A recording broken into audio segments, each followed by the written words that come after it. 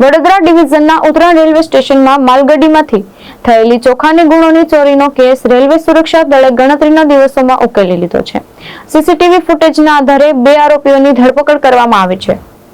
પશ્ચિમ રેલવેના વડોદરા ડિવિઝનના ઉત્તરાયણ રેલવે સ્ટેશનના યાર્ડમાં પાર્ક કરેલી માલગાડીમાંથી ચોખાની ચોરીની ઘટના સામે આવી હતી.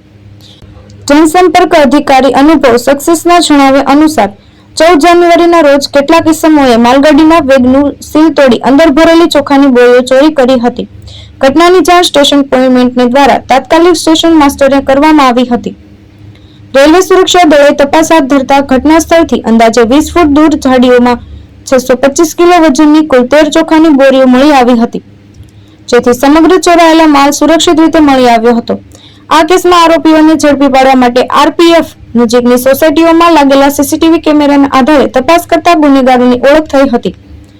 18 જાન્યુઆરી 2026ના રોજ એક આરોપીની ધરપકડ કરવામાં આવી હતી.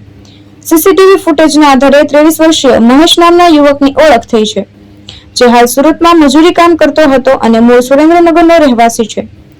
પૂછપરછ દરમિયાન તેણે પોતાના 2 સાથીઓ સાથે મળીને ચોરી કરી હોવાની કબૂલાત આપી હતી. આ કેસમાં સંકળાયેલો બીજો આરોપી 22 વર્ષીય આકાશ સુરતનો રહેવાસી છે, જેને પણ આરપીએફ દ્વારા ઝડપી લેવામાં આવ્યો છે. તેણે પણ ગુનો કબૂલ્યો છે. હાલ રેલવે સુરક્ષા દળ દ્વારા આ કેસમાં વધુ તપાસ હાથ ધરવામાં આવી છે. ભાવેશ ઉપાધ્યાય, દ્રષ્ટિકોણ ન્યૂઝ, સુરત.